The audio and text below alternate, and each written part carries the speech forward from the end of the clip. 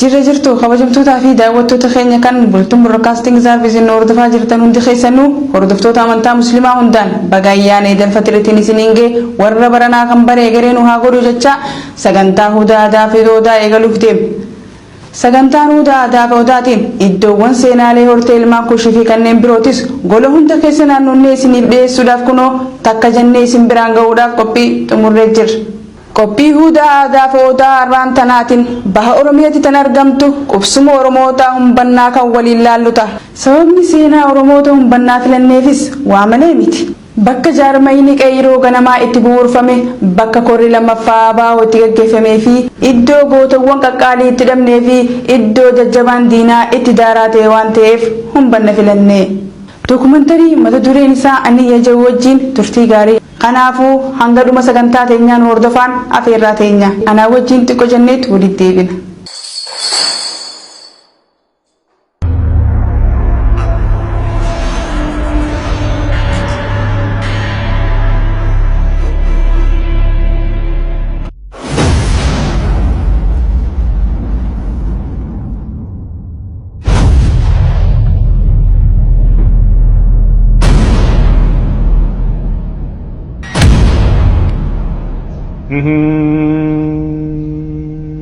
Way asaboo gaarri nyaaphaa gaangeen saggaaraa tola qundee diilalti diina wayaan sabbooqaa tola way carcar shimbirroon diinagaa wacaafaan torba tola sireen saddeetii tola qumbii ona andiyyatti qawwee qabeenyaa tola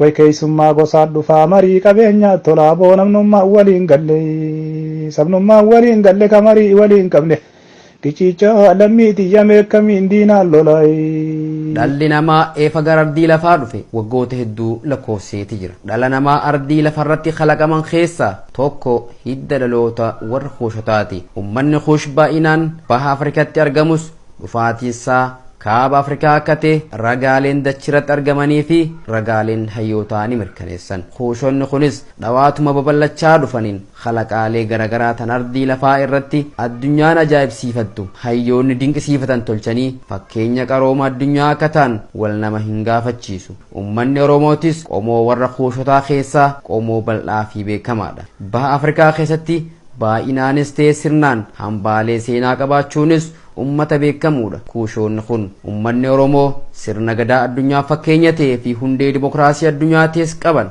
Sirni gadaa warra Kuushotaa kun baha Afrikaa qofa osoo hin taane hamma kaaba Afrikaatis bulchaa akka turan ragaaleen hayyootaa gadi fageenyaan mirkaneessan. Siidaaleen hambaaleen sirni Kuushotaatti wal fakkaatu hedduun kaaba Afrikaattis ni argaman. Fakkeenyaaf siidaalee biyya Masri, siidaalee Aksum akkasumas bocaalee garagaraa kan Nuubiyootaan hojjetamanii fi piraamidii biyya Masri kan magaalaa Qaahiraa keessatti argamachuudha. Hiddi dhaloota Oromoo bakka gurguddaa lamatti qoodama. Isaanis Oromoo Booranaatii fi Oromoo Bareentuuti. Qubsumti isaaniitis akkasii gadii kanaan adda bahee beekama. Oromiyaa gara dhiyaatiin warra Maccaa, Oromiyaa gara kibbaatiin Gujii fi Boorana, kibba bahaatiin Sikkoo Mandoo, gara jiddu galeessaatiin warra Tuulamaa, gara bahaatiin Ituu Humbannaa fi Afran Qallootu argama. Mee isaan kana fuula dura tokko tokkoon qabadheetiin dhufa. Arra seenaa gabaabduu Oromoota Humbannaa wajjin haa ilaallu. Oromoonni Humbannaa sababa amantaan Islaamaa gara Eeshiyaatiin dhufteef daldala keessatti, barnoota amantaa keessatti, qarooma biyyattiin gara bahaatiin argatte keessatti warra adda duree ta'anidha. Akkasumas warra Arabootaa fi Somaaliyoota wajjin daldaluudhaan beekaman. Kana malees Oromoonni Humbannaa hawaasummaadhaan jaalalaan hammatanii jiraachuu warra beekuu fi warra diinaaf hin jilbeeffanne lolee lolchiisuu beekuudha. Ummata aadaaf sirna qabu, khallafaaf lafee nagayaa qabu, wardiyyaa dachee Oromiyaatii fi bu'uureessitoota qabsoo bilisummaa Oromoodhaati. Humbannaa Bareentoo gosoota gurguddoo sadeen baha Oromiyaatti argaman keessaa isa tokko. Gosoonni sadeen kunis Murawwa, Humbannaa fi Qalloo jechuudhaan beekaman. Humbannaa Bareentoo akkuma Oromoota biroo sirna gadaa fi ona mataa isaa qaba. Onni Humbannaa kan yeroo ammaa godina Harargee Bahaa jaamee yaamamu kana keessatti argama. Godinni Harargee Bahaa walakkaan tokko ona Humbannaati. Onni Humbannaa kun yeroo hedduu ona Anniyyaa jechuunis ni beekama. Sababiin isaas Anniyya ilma Humbannaati. Akkuma Murawwa kurnanituu dhale, Qalloo Afran Qalloo dhale, Humbannas torban Anniyyaa dhale. Torban Anniyyaa yeroo tokko tokko sadachaa fi kodheellee jechuunis ni yaamaman. Afran kodheellee bidu, aanna, kooyyee fi manca. Sadeen sadachaa baabboo, malkaa fi warra dambiiti. Torban anniyyaa jechuun isaan kana kan dardarri yeroo shaggooyyee taphatan anniyya torbumaa meettaan saddeetuma kudha lameen alaa jiraan abbeetumaa jedhanii faarsan sun. Oromoonni humbannaa akkuma Oromoota biroo sirna gadaa kan humna raabaadorii jabaa qabu qabaachaa turan.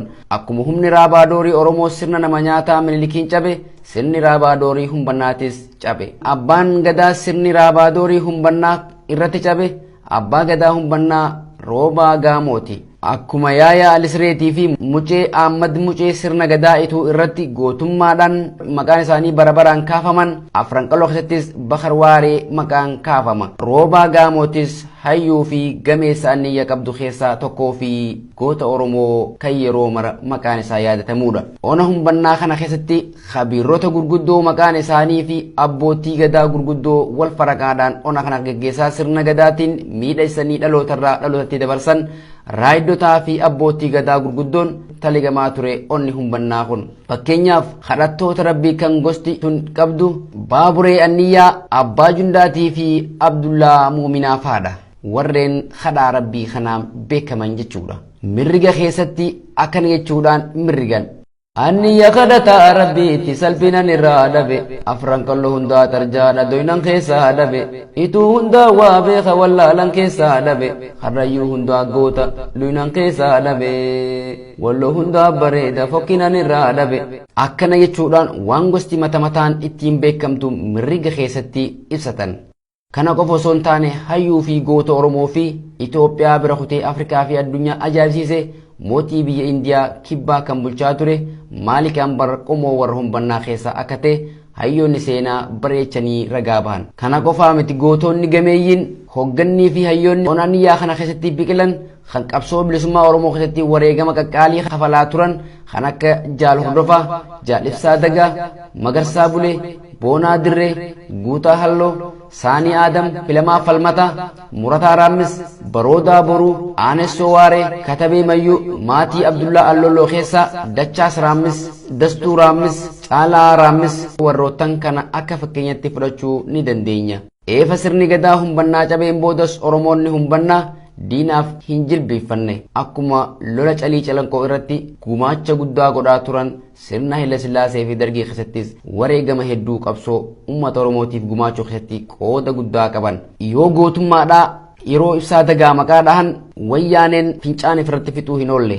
Fakkeenyaaf gaafa san keessatti waraanni TPLF waan jee dubbatu keessaa osoo Ibsaa Dagaa lama tahe osoo Raggaatu Roobaa dhiira taate waa lafa Oromiyaa gubbaa miilaan hin dhaabbanu jeniiti gootummaa isaa ragaa ba'an. Onni anniyyaa kun kan ittiin beekamu horsiisa loonii, gaala, re'ee, hoolaa fi lafa qonnaa albuuda uumaatiin badhaafamteen beekama. Oomishni isaan ittiin beekaman loos, bishingaa, boqqolloo, shankoora, kuduraa fi muduraaleedhaan tan badhaateedha.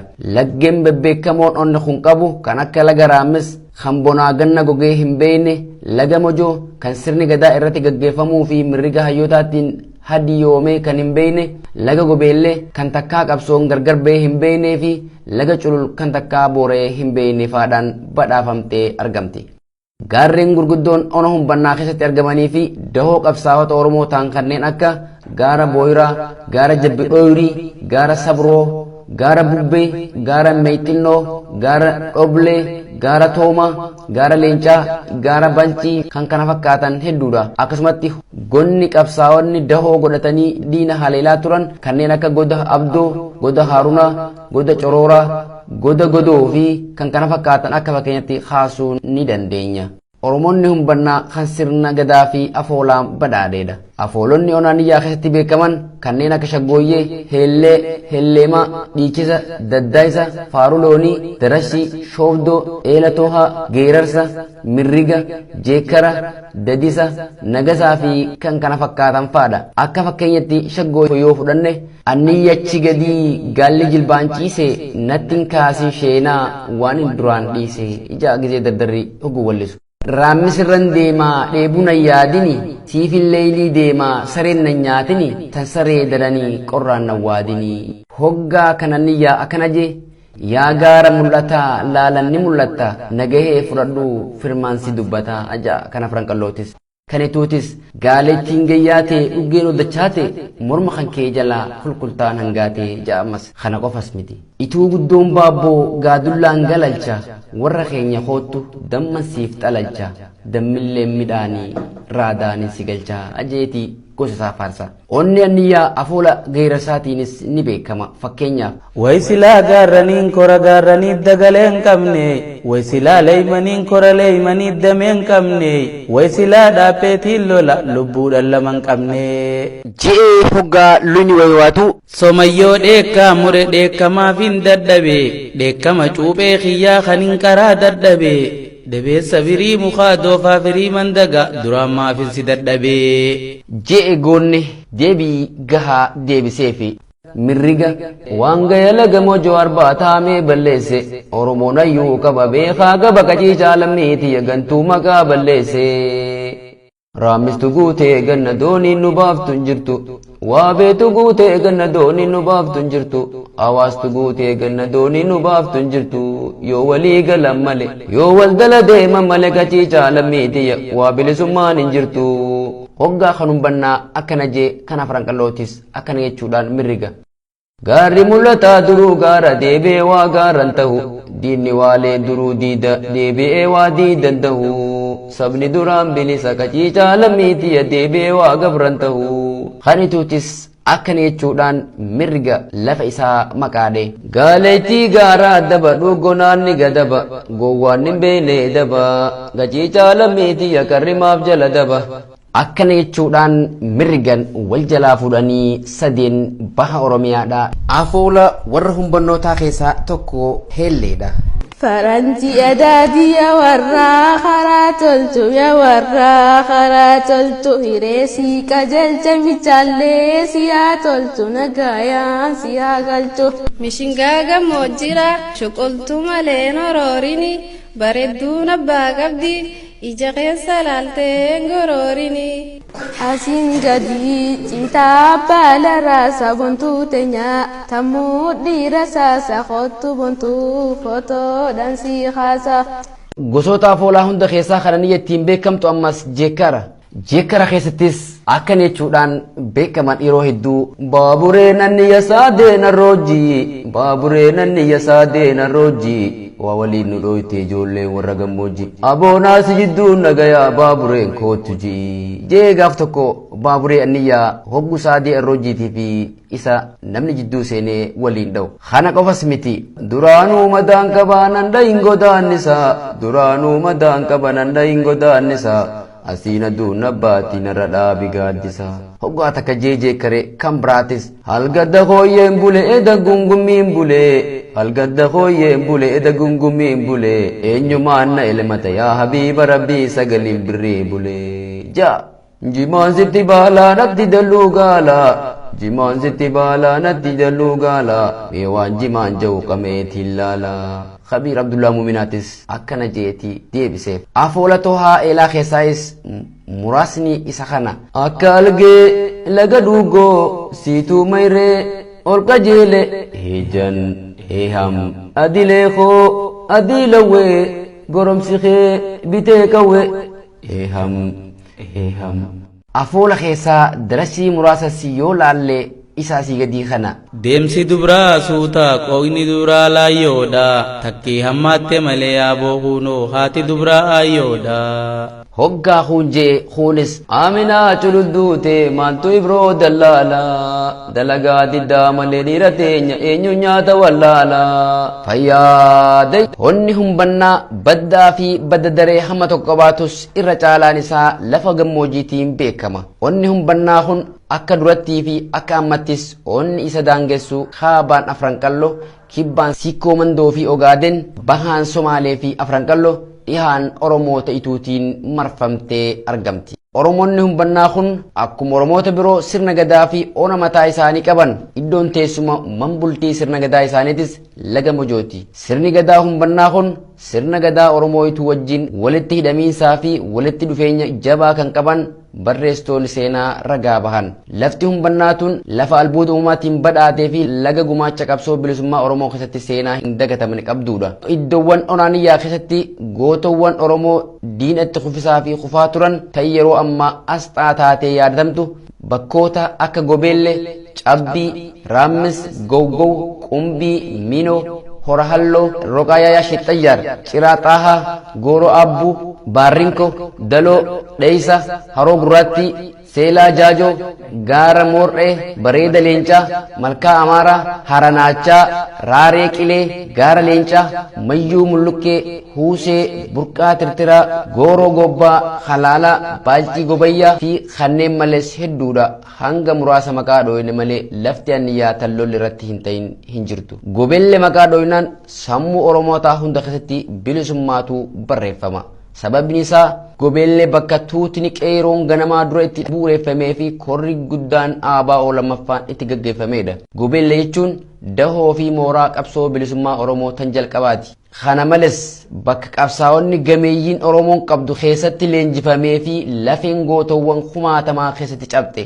Gootowwanii fi hooggantoota gurguddaan onoon bannaa kana keessatti dhabne keessaa muraasni isaanii kanneen asii gadii kan Leencoo Elemoo, Jiibsaa Ciibsaa, Addeessaa Waaqoo, Turee Willoo, Odaa Milkii, Sadoo Boruu, Ayyaantuu Dagaa, Jaakamaa Milkii, Burisoo Boruu, Lalisee Nadhii, Muhammad Tukkee, Gaaddisaa Roobaa, Abbaa Biyyaa, Guusaa Warraayisaa, Ibsaa Dhaabaa, Caccabsaa Leencoo fi kanneen Onaaniyyaa kana keessatti lafeen isaanii cabxee himee fixuu hin dandayu. Lafti Aniyyaa tan dhiiga bilisummaa Oromootiin hallamte lafee goota kumaatamaa garaachatti baadhatte dudda isiirratti hayyoota gameeyyii fi gootota kumaatama Oromoof gumaachite. Oromoonni humbannaa kan qabsoo bilisummaa Oromootiif cinaachaa fi lafee duddaa ta'anii asafan nama dhiisii loon re'ee fi gaalli isaaniitu qabsoo bilisummaa Oromootiif gumaacha guddaa taphate. Har'a immoo yeroo uummanni Oromoo qabsoo bara dheeraa booda jijjiirama ragaa jirutti onni Aniyyaa kan dilana seenaa qabu kun dagatamuun isaa nama gaddisiisa. Oromoonni humbannaa gaafa dhaba garaa isaanii hidhatanii qabsaa'ota wajjiin mararree nyaachaa gaafa qaban itittuu wajjiin unachaa qabeenya qofa osoo hin taane ilmaan isaaniitis qabsoodhaaf gumaachaa boba'aa qabsoo ta'anii seenaa hogguu hin dagatamne qubeessa dahabaatiin galmee Oromoo irratti barreessan. Gabaabsinee yoo kan kaafnu taate hawwan Aniyyaa yoo kudhan gara magaalaa deeman qabanii yoo gaafatan hurnan keessaa 7 hamma 8 tan abbaan mana isaanii qabsorratti irraa wareegamedha. Manguddootaa fi damiinota gurguddoo humbannaa kanneen cabaraa baadoorii booda bulchaa turan Sharuuf Dheeree fi Haaji Bushraa Annaafaadha warreen gootummaanis hayyummaanis gamnummaanis beekaman. Qabsaawaan Oromoo fi hayyudureen adda bilisummaa Oromoo duraanii Jaal Galaasaa Dilboo daawwannaa Onaaniyyaa keessatti dhiyootan gaggeessaniin arjummaa gootummaa fi hayyummaa isaanii ragaa bahan. Haati Hambisaa Soolee fi kanneen biroo heddulleen yeroo Jaal Galaasaa dubbisuuf dhufanitti akka waan ilmaan isaanii ijaan arganitti Jaal Galaasaa bobooyuun irratti gaggabanii dubbisan. Onni Aniyyaa gootota kumaatama biqilchite. Isaan keessaa raantana hangafa qabsoo bilisummaa Oromootii fi qabsoo bilisummaa Oromoodhaa Elemoo Qilxurraa kan harkatti fudhate seenaa Jaal Hordofaadhaa isinii ibsina. Onni Aniyyaa gootota kumaatama biqilchaa turte. Laftis akka namaatti ni yaadan lafa. As immoo yaaduudhaa fi sababa hedduu qabna. Sababa guddaan nuti qabnu keessaa ilmaan isin keessaa bahan shamarran, dargaggeessa, maanguddoo, aayyoota hedduutu maqaa qabsoo kanaan wareegaman. Maqaa qabsoo kanaatiinis lubbuu isaanii jijjiirraa hin qabne dabarsanii iftuu har'a arginu kana akka arginu warra gumaacha keessaa jiru jechaadha. Kanaaf hundi keenya iyyuu yeroo gabaabduudhaaf kaanee warra wareegameef wanti wareegamtaniif hin banne akeeknis hin dhaabbattanis ammayyuu Oromiyaa hunda waliin geesse saba Oromoo hunda sochoosaa jirtii haa jennuuni yaadannoo haa goonuuf.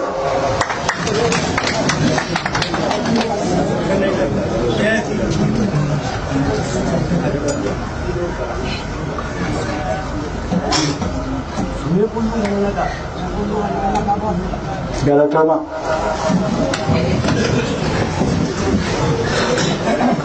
Yaadannoon gochaa jirru kana dhiyoo kana guyyaa goototaa Oromiyaa guutuu keessatti kabajamu. Isin yoo beekuu baattan abbootiin keessan maatiin keessan ni beeku. Guyyaa goototaa jennu kana lafa xiqqoo ishee Oromiyaa hedduu irraa fagoo taate keessatti lafuma kana keessatti kabajaa turre. Yaadataas turre. Aannan isin nuu dhiyeessitaniin, hashara guduunfatanii nuu ergitaniin, shummoo bishingaa saattofteen illee walii wajjin teenye akka yaadannu nu gootan galata guddaa qabdu jecha.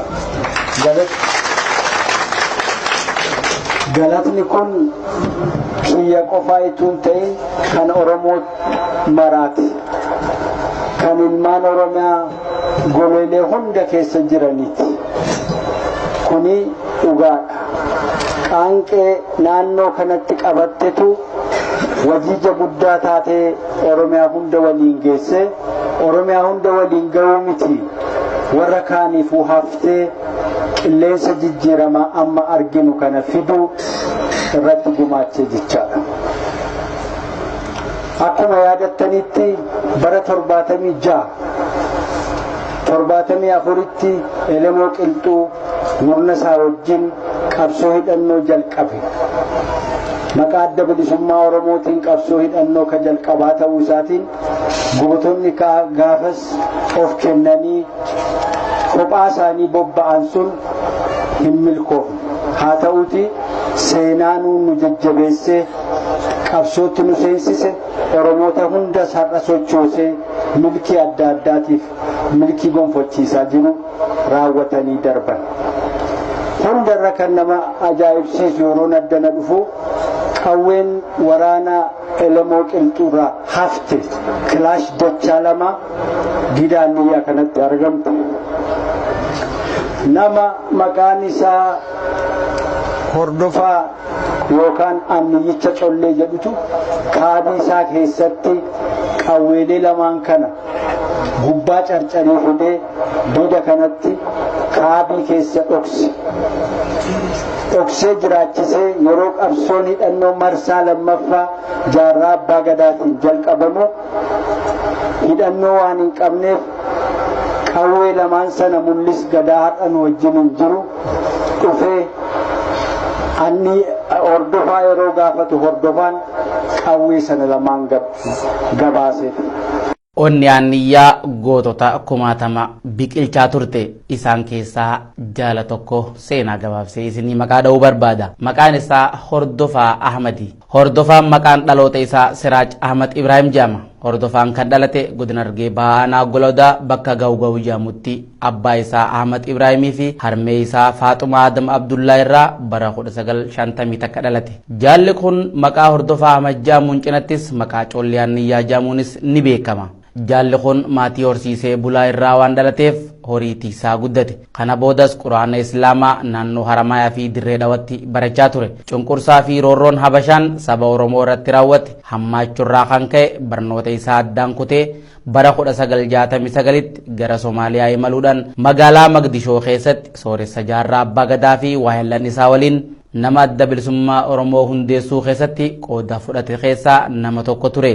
Jaal Hordofaa Ahmad leenjii waraanummaa fudhachuudhaan komaandoo ta'ee Somaaliyaa keessatti eebbifame. Kana booda bara 1973tti yeroo Elemoo Qilxuu biyya seene innis karaa Somaaliyaatiin nama 4 fudhatee waraana Elemootti makame. Bara 1974 Carcar Xirroo keessatti dhukaasa jalqabaa loltoota waraana mootummaa Haile Sillaasee waliin godhameen loltoota diinaa kan mulaatuu Taganyiin hoogganamu irraa nama hedduu galaafachuun injifannoo coloqaa galmeessuun loltoota diinaa naasisan. Waraanni nafxanyaa kun haaloo bahuudhaaf humna dabalatee yeroo lammaffaaf lola labsameen waraanni Elemoo akka malee miidhame. Goonni goota caalu Leencii Jabarbadaa Jaal Elemoonis guyyaan isaa geenyaan loluma kanarratti wareegame. Kanneen wareegaman hedduudha. Isaan keessaa Hundee Carcar yookaan Ahmad Taqii Sheekh Umar Rashiid Faanis guyyaa san wareegaman. Jaal Hordofaa Ahmadii fi Jaal Elemoo Qilxuu jaalawwan qabsoo keessatti amanamummaa fi abdii guddaa walirraa qabaniif Elemoo yeroo dhawamee madaawe galmee isaa jaal hordofaa Ahmaditti kenne. Lola xirroo kanarratti jaal hordofaanis bakka sadii rasaasa diinaatiin rukutamee madaawe. Walumaa galatti waraanni Elemoo Qilxuutiin hoogganamu kun loluma kanaan kuun wareegamee kan hafes gargar bittinnaa'uuf dirqaman. Jaal hordofaanis qawwee jaal Elemoon irraa wareegame takkaa fi dokumentii Elemoo Qilxuu dabalatee hidhannoo isaa guutuu waliin ona ituu diida bookee bakka 27 jaamtutti galuun qawwee lamaa fi dokumentii dhaabaa awwaale. Innis kana booda gara fuudhee bultii jaarutti seene. Bultii jaaree jireenya isaa jiraachaa osoo jiruu waahillee Elemoo Qilxuu sooressi jaarraa abbaa gadaa bara 1970tti Somaaliyaatti erga hidhameen booda onkololeessa 24 bara 1975tti hidhaa bahe.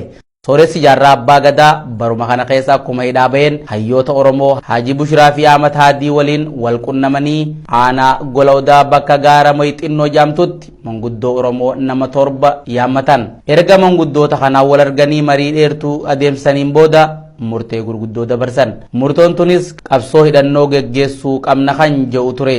Kana irrattis walii galan. Kanumaan wal qabatee qawwee lamaa fi dokumentii Elemoo Qilxuu tan jaal hordofaan jabeesse san baasanii sooressa jaarraa abbaa gadaatiif akka kennamtu murteessan. Teessumti sun walgahii guyyaa 15 baatii 3 bara 1975 kan eegalamte yoo ta'u baruma kana guyyaa 15 baatii 6 bara 1975tti waliigalteedhaan xumuratan. Hayyoonni walgahii sanirratti hirmaatan maqaan isaanii akka armaan gadii kanatti isiniif dhiyaata. Ahmad Ibrahim Jaldoo Araarsaa, Adam Abdullah Shaanqee, Muhammad Adam Abdullah, Yaasiin Usmaan Cirriquu, Maadii Said Ibrahim, Ahmad Muhammad Ibrahim, Kadir Ali Ildi, Sali Abdullah Hallo, Adam Saide, Ibrahim Isa, Ahmad Ibrahim Isa, Muhammad Saide, Abdul Qadir Adam Ahmad, Sheikh Ibrahim Abdulle, Muhammad Sulaiman, Muhammad Umar Qattiso, Muhammad Ibro Urrunji, Haji Muhammad Arab, Sheikh Barkalle Abba Junda, Rabi Goso, Muhammad Umar Bule, Sayyim Muhammad Aruf, Tukke Hasan Badaso, Muhammad Tukke Hasan, Sheikh Ali Muhammad Said, Sheikh Muhammad Arif, Sheikh Mukhtar Bakar, Haji Muhammad Ibrahim, Sheikh Muhammad Nur, Sheikh Abdul Wadud Sayyid Amin, Yohan Talilesa Gumbi, Jamal Abdul Karim,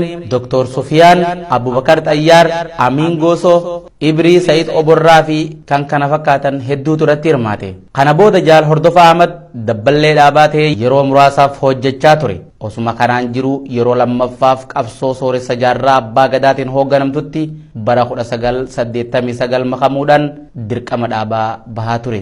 Abbaa Sayiliitis ta'ee lolchiisaati ture. Osuma kanaan jiru hooggantoota dhaabaatiin waliin mari'atee namticha Elemoo Qilxuu ajjeesan jiraachuu isaa waan beekuuf iddoo inni jirutti barbaadeen gumaa waahila koo Elemoo Qilxuu baasa je'ee dhaaban mari'ate. Dhaabnis nama 5 kumaandoo kenneefii gaggeessan. Kana booda jaalli kun namticha Elemoo Qilxuu ajjeesan Harargee lixaa Galamsoo keessatti ajjeesan. Ergasii gammachuudhaan dhiichisaa deemanii carcar xirroo bakka waahilli isaa Elemoo Qilxuu itti wareegametti bara 1996 lola waraana IFLO fi adda bilisummaa Oromoo jitutti godhameen wareegame. Jaalli kun abbaa ilmaan 7 waggaa ta'u dhiira 2 fi dubartii 5 qaba ture. Jaal hordofa Ahmad kan jannataa Rabbi haa godhu qabsaa'onni kufaa qabsoon itti fufa. Qopheessan Mucee Ahmad Mucee. Dokumentari kanarraa waa hedduu akka barattan abdii qabna. BBS sagalee keessan share, subscribe, like nuuf godhuu hin dagatinaa. Torbaan sagantaa biraatiin yookaan immoo seenaalee biraatiin hanga walitti deebinutti nagayaan nuuf tura.